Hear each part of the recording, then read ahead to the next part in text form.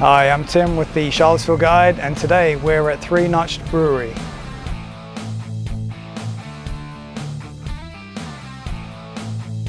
I'm with Dave, the original beer master here at Three Notch'd and is still the chief brewmaster.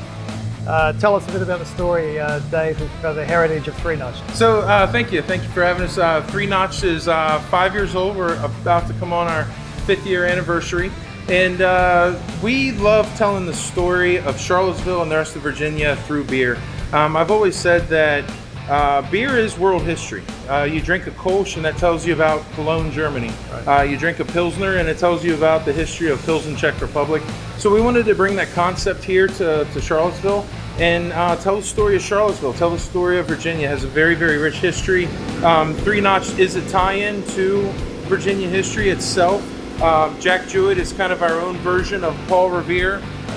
He got wind of a planned attack into Charlottesville to capture Thomas Jefferson, rode 40 miles in the middle of the night to warn Thomas Jefferson. He was mayor governor, and this was before he became president, so a very, very important monumental ride. Well, the trail that he took was marked by 3 axe notches in the trees. That trail later became a major thoroughfare between Richmond and Charlottesville, and now as we know it is called Three Notch'd Road, or in the Richmond side, Three Chopped Road. So the original road still runs 1 block from here, by the way. Exactly. Yeah. Yep. So it's a nod to Charlottesville history, which is a nod to Virginia history, which is of course a nod to American history. Oh, nice, yep. Nice. Now you picked out some of your signature beers for us to have a look at today? Yeah, absolutely. Speaking of 40-mile ride, the very first beer I'd love to talk about here, I'll let you do all the tasting here. Okay. So this is our 40-mile IPA. This is our flagship beer. This is, as I call it, my baby. I knew coming into Charlottesville there were some great IPAs already, so I wanted to do something a little different. So I designed the beer basically how I felt about that hop. A little lower in bitterness right from the start. Low bitterness IPAs are really, really popular now.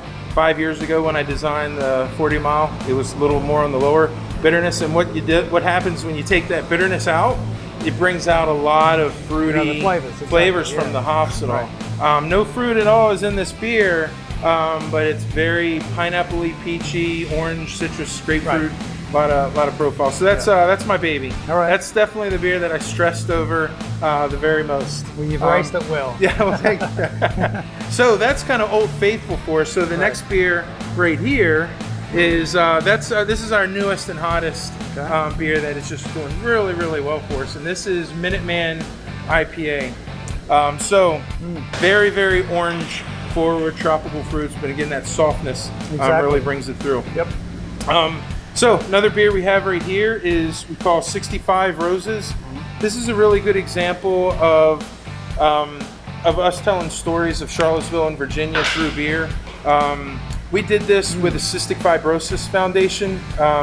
65 Roses is a story told by a child who had cystic fibrosis, and he heard his mother on the phone talking about cystic fibrosis, learning about it, researching about it.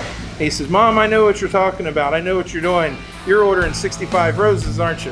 Something like that. So it's a sweet, touching story about a child, struggling with cystic fibrosis, but very positive. And that's gentle, with a loving palate, family. So yes, it's a good match. Yeah. So we do 65 roses every year, and $1 pint sold for $1 for every pint goes to the Cystic Fibrosis Foundation. So we do a lot of charity work. We've done beer with the Blue Ridge Irish Music School to tell their story. We do beers with local bars and restaurants, other breweries, bands. We've done a couple beers for bands, like to release for CD releases and all. We do a lot of homebrewer spotlights where we take a homebrewer recipe and we feature it here. Make it famous. Yeah, absolutely. Homebrewers are the backbone of our breweries for sure. Right. Also. So that's a really good example of a collaboration we did, and that actually was done with all breweries here in Charlottesville. All did 65 Roses together. Nice. So we all joined forces to raise money and awareness for cystic fibrosis. Okay. And then Firefly Nights is the next one. This is a fun one. So this is a story of 5-year-old Dave, long before brewing ever came. And this is a honeysuckle ale. So you're going to get a lot of honeysuckle sweetness in that, but light, crisp, perfect June beer. My childhood growing up in the Eastern Shore of Maryland was filled with chasing lightning bugs. I call them lightning bugs, but Firefly is a little more appealing name for a beer. so he changed it to Firefly. But chasing lightning bugs and honeysuckle grew everywhere in my yard and all throughout the neighborhood. So this is little 5-year-old Dave in a glass chasing lightning bugs, and it's just a perfect summer beer for June, light, refreshing, and that honeysuckle It sure is, yeah. very, very nostalgic. You did good on that one too. Thank you. This is a brand new one that we are actually we are releasing tonight. That it's going to be on tap for the next 3 months. This is our big summer release. It's called Watermelon Goza. We do a Goza series year round. In the fall, we do pomegranate Goza. The winter, we do blackberry Goza. And in the spring, we do passion fruit Goza. This is watermelon Goza for the summer.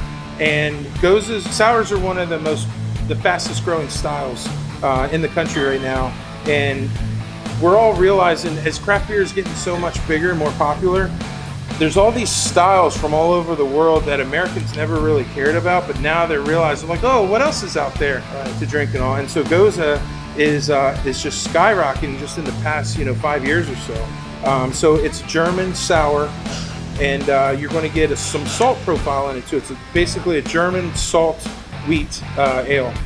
So that watermelon goes really well with the brininess kind of coming from the salt. And it's got a nice sweetness from the watermelon coming from the watermelon puree, and it goes well with the sour. So this is another beer that just screams summer. Right.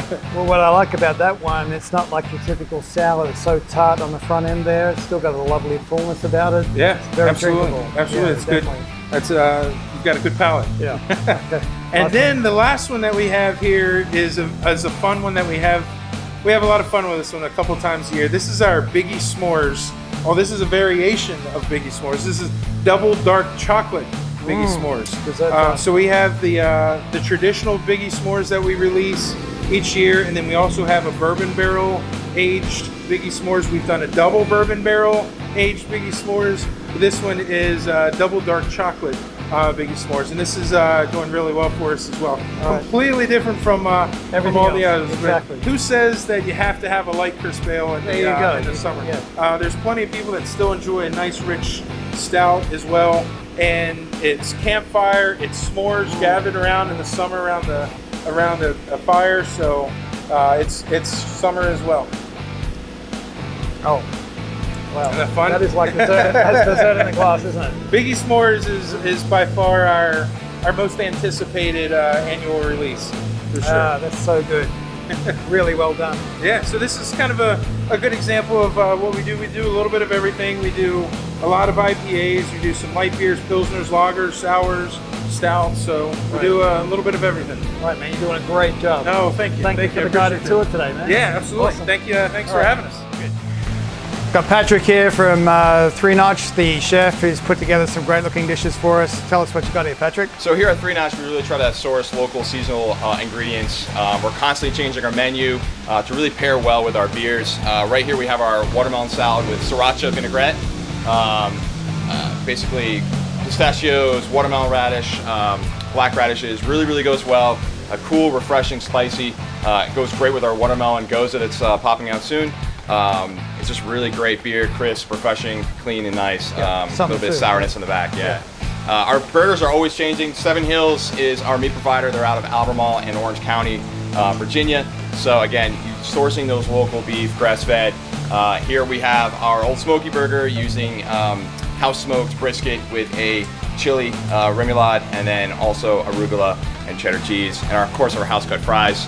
And then when I opened this restaurant, I really wanted to make our own pretzels. I bopped around the Charlottesville, saw a lot of what the local restaurants were doing, but I didn't feel it was good enough. So we started making our own in-house pretzel bites. It is a labor of love. We produce thousands of these things in a week with our 40 Mile cheese. Of course, our 40 Mile beer is using it, and then our Hydraulian Red home-grade mustard goes great with it, but it's just one of those great bar snacks that pairs really well with most of our beers. So awesome, man. Yeah. Must be time to eat, eh? Yeah, it is time to eat. All right. Absolutely. Thank you, man. Thanks, Tim. Thank you.